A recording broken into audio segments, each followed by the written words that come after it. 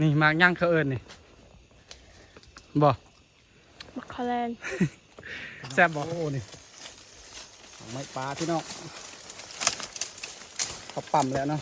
ประมาณ3 มื้อนี่มักคอแลน มักคอแลนเนาะโอ้ลืมซื้อเ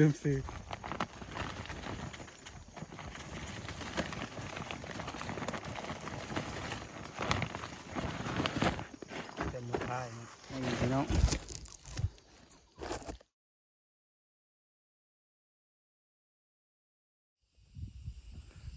เอากราบทักทายสวัสดีพ่อแม่พี่น้อง FC เวิร์ดสุขุสุคนเนาะบ่ว่าจะเป็นฝั่งลาวฝั่งไทยพี่น้องก็ยินดีต้อนรับเข้าสู่ช่องบ่าวคุณคือเก่าพี่น้องมื้อนี้ก็ได้มีโอกาสมาเลาะไร่เลาะสวนพี่น้องหาหมากใหม่เนาะหมากใหม่ปลามักคาแลนหมากอีหยังมักคาแลนหมากคอแลนมันจะคล้ายคือหมากเงาะเนาะหมากเงาะปลาแต่ว่ามันจะมีหลายชนิดมื้อนี้ก็ได้พอกับน้องสายตู้อีกโอ้บ่ได้พอกันโดนหลังจากเฮาไปถ่ายคลิปยามกับดักก็เพิ่งได้พอกันผมก็ยาวเลยพี่น้อง สบายดีเพิ่นสบายดีFC บ่ได้พอกันโดนพี่น้องจะได้ก็มาลุ้นมาชมพี่น้องว่าสิพบพอหรือบ่เพราะว่าเขาปั๊มแล้วเนาะว่ายังเหลือให้เฮาเก็บหรือบ่เบิ่งบรรยากาศพี่น้องอยู่ท้องไร่ท้องนาเนาะนี่มันจะเป็นน้ำเขื่อนเนาะอยู่หั่นน่ะไปลุยไปก่อนไปพี่น้องอยู่ไร่อยู่สวนนี่แหละโอ้แดนทางนั้นเนาะแดนเนาะคักหลายแดนจะซื้อเลยบรรยากาศพี่น้องว้าโถคักหลายน้ำบกแห้งพี่น้องช่วงนี้ไป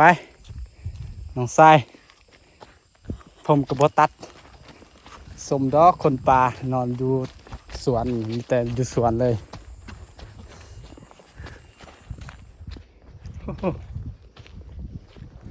ปากให้เพชรนะหรือว่าเขาลืมบ่โอ้สิบ่เห็นนะวิวหอดบานอยู่ป่ะขึ้นมาหอดผีเห็นเลยเนาะโอ้เป็นบ้านแล้วผู้นี่แหละสูงที่สุดเบิ่งจากบ้านก็เห็นเลย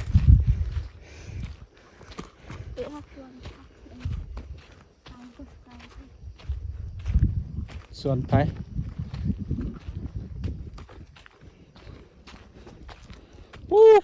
วิวพี่น้องน้ำเขื่อนใส่กระมังหนึ่งว่าเถอะแทนน้ำอ่างได้หันได้เบิ่งเนี่ยนี่คือว่าไกลๆนะปัดไปนี่ป้าเถอะเกือบเบิดมือเคยไปพุ่นพี่น้องไปหาป่านะเมื่อหลายแต่แถวน้ำอ่างเราไม่เคยไปแต่นำตะกัวใส่เท่าได้มาเงาะหันได้วิวโอ้นั่นบ่แม่นวิวอยู่บ้านนะแถวน้ำป้าน่ะขึ้นกกไม้นี่เห็นอยู่ดอก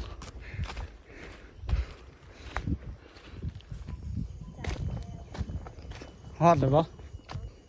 มันใกล้บ่โอ้กินจนมัดละซูนี่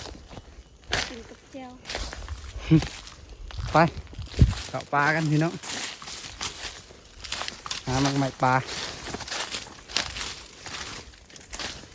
ขึ้นมานี่โอ้วิวยังสวยเลยวิวงามแห้งพี่น้องโอ้ปีหน้าอันนี้เพิ่นสิเอาอันนี้อีกคืออยู่ว่าจะพาไปหรือว่าลง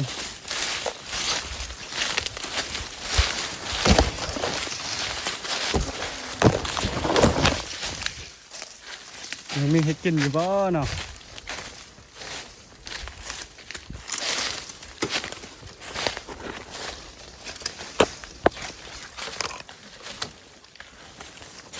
ข คือว่าปั่มเอาคือบ่ขึ้นเอาเนาะบัดนี้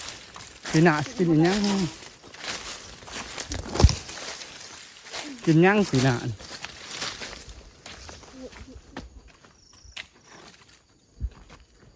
หยังไรบ่นี่ฮอดแล้วพี่น้องโอ้ยังอยู่พอได้เก็บอยู่พี่น้องมากมันคือสิลายเนาะ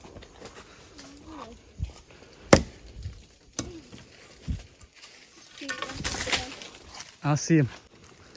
นี่มากย่างเขาเอิญนี่บ่ มักคอแลน แซ่บบ่ แซ่บ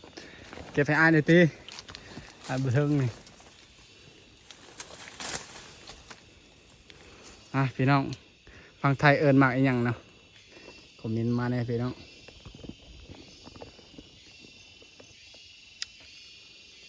โอ้สมเปรี้ยว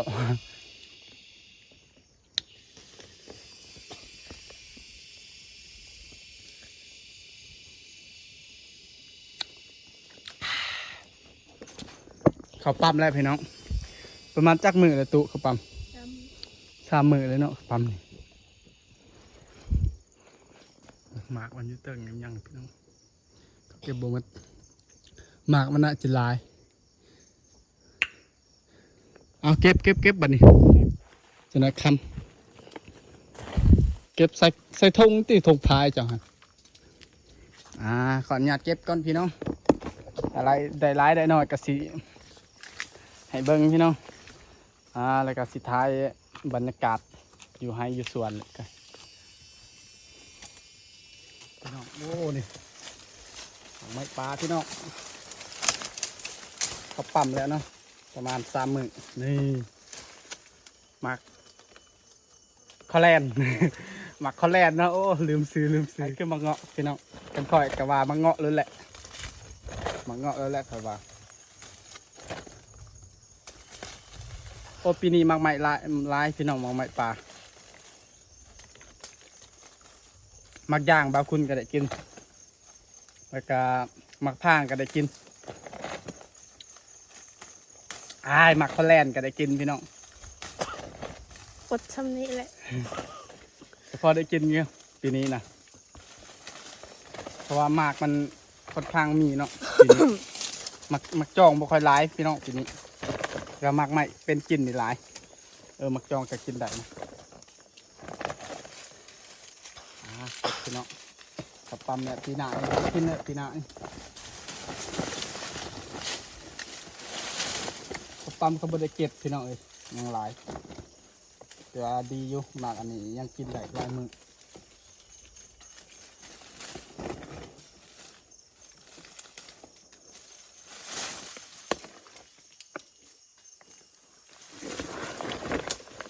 เอาเก็บต่อพี่น้องเอาเก็บแล้วเลยพี่น้อง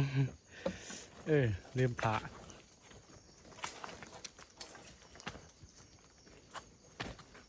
ยังได้ไล่บ่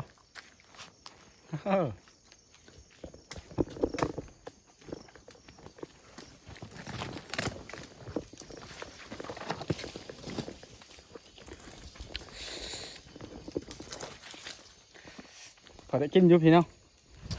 หมักไม้ปลาเนาะมายำแรงๆโอ้2 ถุงเลย2 ถุงยังร้ายพี่น้องแต่ว่าขาดเก็บเลยเนาะมันสิคำเนี่ย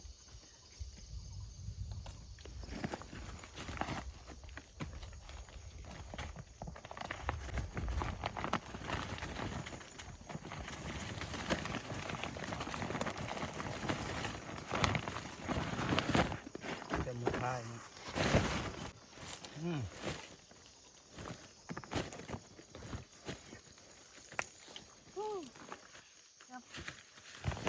มักคอแลนด์พี่น้องนี่ยังไม่ปลาบอดสารพิษ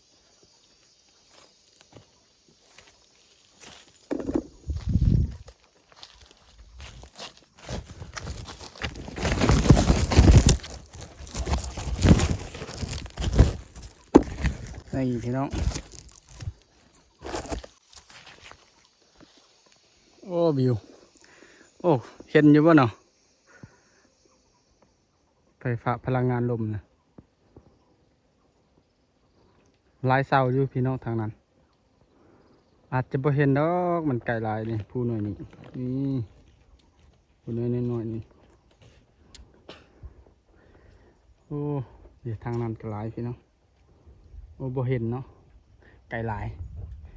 กับตาเกือบบ่เห็นพี่น้องในกองโอ้ยังเฮิงสิเห็นบรรยากาศเด้อพี่น้องบรรยากาศยามแรงๆอยู่ให้อยู่สวนกินรถไป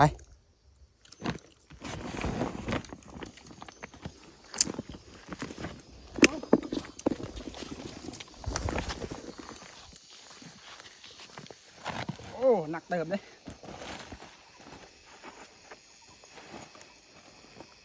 โอ้พอได้กินพี่น้องกินมื้ออื่นเสียหยายามเด็ดใส่เห็ดเจียวน้ำเสียสไตล์บ้านเฮาพี่น้อง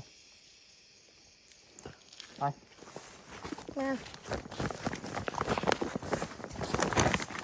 ดูซะ โอ้เบิ่งทางสิกลับพี่น้องมา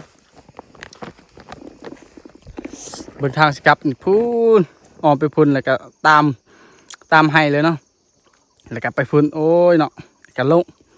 งก็ยังไกลอีกได้พี่น้องกว่าสิฮอดสวนพุ่นผู้สวนก็อยู่ทางนั้นเนาะไกลหลายสิเก็บหลายก็ย่านค่ำก่อนพี่น้องเพราะว่าเฮามา4 โมงเนาะ4 โมงเย็นโอ้กินจนเค็ดแขวพี่น้องส้มหลายเปรี้ยว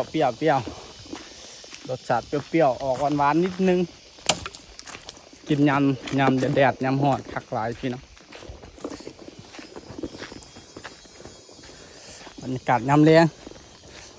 เห็นอยู่นาเนาะโอ้ให้เขาใหญ่ขนาดอันนี้บ่แม่นให้เบาคุณเด้ออันนี้เด้อให้พวกทางเจริญไส้เนาะแล้วก็ให้น้องสายตู่เพิ่นนี่น้องสายตู่เก็บไข่เต็มเลยโอ้บ่มีอันน่ะแต่บ่มีหลังคาเลยเนาะ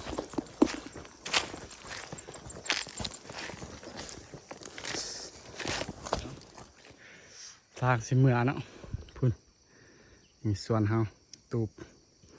กระท่อมเนาะโอ้ไกลหลาย